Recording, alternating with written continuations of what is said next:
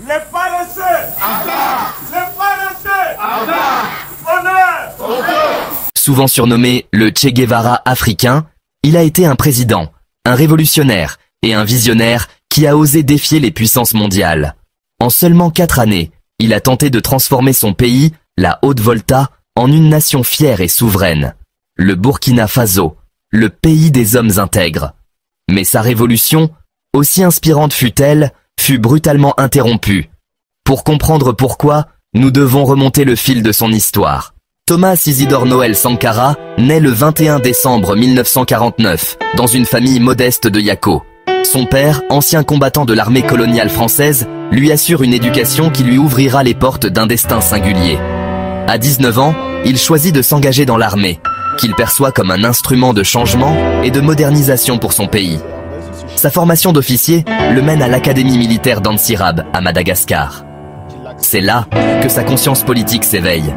Il est témoin des soulèvements populaires qui secouent le pays et découvre les écrits de penseurs révolutionnaires comme Karl Marx et Vladimir Lénine. Cette expérience marque le début de son engagement anti-impérialiste. En 1982, il est nommé secrétaire d'État à l'information, mais il démissionne en direct à la télévision, dénonçant la corruption du régime. Il prononce alors une phrase qui deviendra célèbre : « Malheur à ceux qui bâillonnent le peuple ». Faute donc de laisser cet artiste s'exprimer, faute donc de prendre en considération ses aspects, ses intérêts, on bâillonne son peuple. Malheur à ceux qui bâillonnent leur peuple. Cet acte de courage lui vaut d'être emprisonné. Cependant, son arrestation galvanise ses partisans. Le 4 août 1983, son ami et compagnon de lutte, Blaise Compaoré, mène un coup d'État pour le libérer et le porter au pouvoir. À seulement 33 ans, Thomas Sankara prend la tête du Conseil national de la Révolution. Qui aujourd'hui, gratuitement, demain, ils courront pour attraper le car et en vain, parce que la révolution est partie. Mais il y en a qui ont pris le car de la révolution par opportunisme, sans conviction. Et cela, à chaque accélération de notre part, ils vont tomber. À chaque virage, ils vont s'écrouler. Nous ne les ramasserons pas. Parce que ce n'est pas des révolutionnaires. Il se lance dans une série de réformes radicales et met en pratique une nouvelle idéologie, le sankarisme, axé sur l'anti-impérialisme, le panafricanisme et l'autonomie. Le 4 août 1984, il renomme son pays, la Haute-Volta, en Burkina Faso. Vu la loi numéro 47-10-707 du 4 septembre 1947 tendant au rétablissement du territoire de Haute-Volta, ordonne. Article 1er. Le territoire libre d'Afrique, limité au nord et au nord-ouest par la République du Mali, au sud par les républiques de Côte d'Ivoire, du Ghana, du Togo et du Bénin, à l'est et au nord-est par la République du Niger, et dénommé Haute-Volta, s'appelle désormais le Burkina Faso. Une déclaration d'indépendance qui fait écho à sa volonté de rompre avec le passé colonial.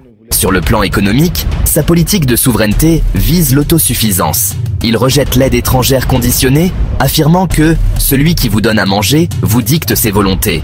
Nous ne sommes pas responsables de la dette. Qui a sauvé l'Europe? C'est l'Afrique. Nos anciens combattants ont sauvé l'Europe et finalement ont permis au monde de se débarrasser du nazisme. C'est la dette de sang. La dette ne saurait être payée. Qui ici ne souhaite pas que la dette soit purement et simplement effacée? Celui qui ne le souhaite pas, il peut sortir, prendre son avion et aller tout de suite à la Banque mondiale payer. Tous nous souhaitons. Il nationalise les terres et les ressources et lance des campagnes pour encourager la production et la consommation de produits locaux. Produire en Afrique, transformer en Afrique et consommer en Afrique. Produisons ce dont nous avons besoin et consommons ce que nous produisons au lieu d'importer.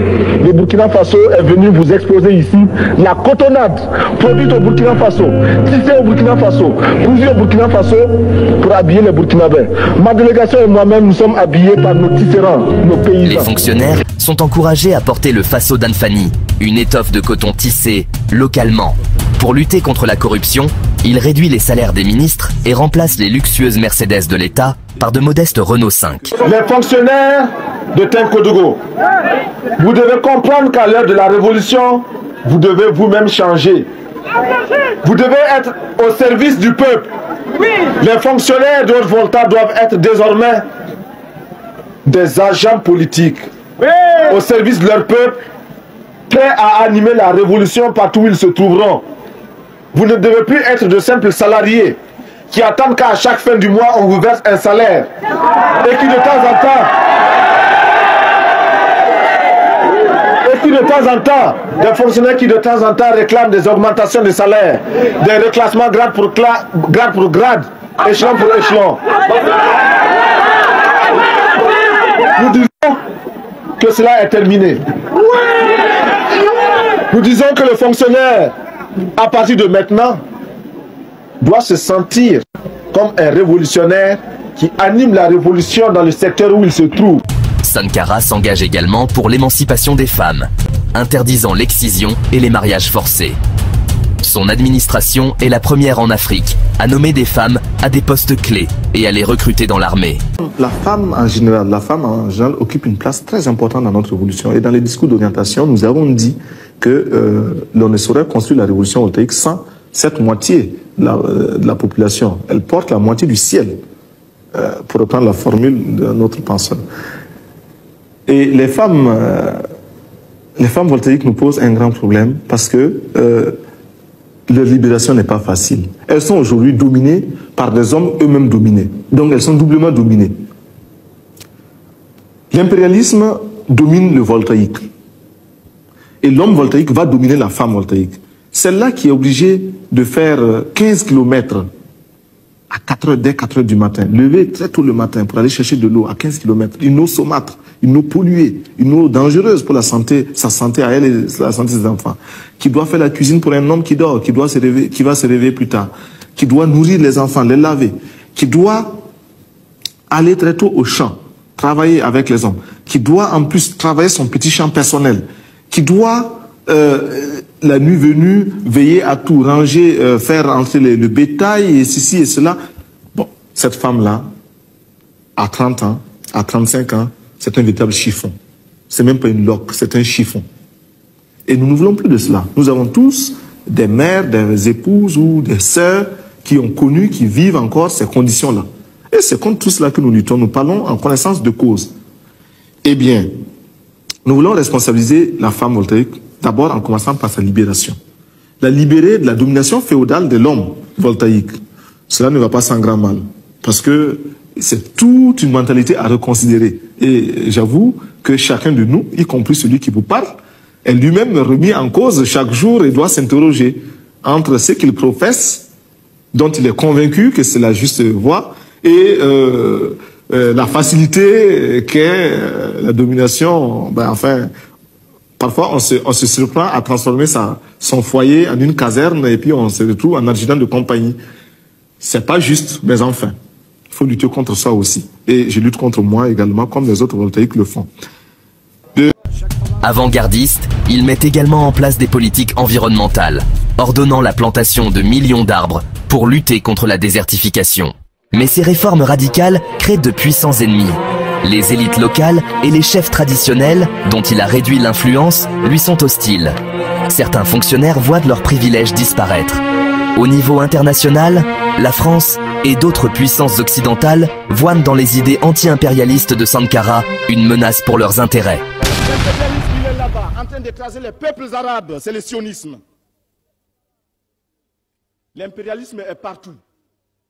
Et à travers sa culture qu'il répand, à travers ses fausses informations. Les tensions montent, en particulier avec son plus proche allié, Blaise Compaoré. Leur désaccord sur la direction de la révolution devient irréconciliable. Le 15 octobre 1987, lors d'une réunion, un commando armé fait irruption et assassine Thomas Sankara et 12 de ses compagnons. Le coup d'État a été orchestré par Blaise Compaoré, qui prend le pouvoir et y restera pendant 27 ans. Pendant près de 3 décennies, Blaise Compaoré annule les réformes de Sankara. Mais en 2014, un soulèvement populaire le renverse, mené par une nouvelle génération qui brandit des portraits de Sankara. En 2022, un procès attendu depuis 1987 rend enfin son verdict. Blaise Compaoré, jugé par contumace, est reconnu coupable d'avoir commandité l'assassinat de Thomas Sankara et de ses compagnons, et est condamné à la prison à vie. Ce verdict tardif confirme ce que beaucoup avaient toujours su. Sa mort n'était pas un accident, mais l'aboutissement d'un complot politique. Aujourd'hui, l'héritage de Thomas Sankara est plus vivant que jamais. Ses idées de souveraineté, d'intégrité et de dignité continuent d'inspirer les jeunes et les mouvements sociaux à travers l'Afrique. Des monuments et des rues portent son nom, mais son véritable héritage est l'espoir qu'il a insufflé. La preuve qu'un autre chemin est possible, même face à l'adversité la plus sombre.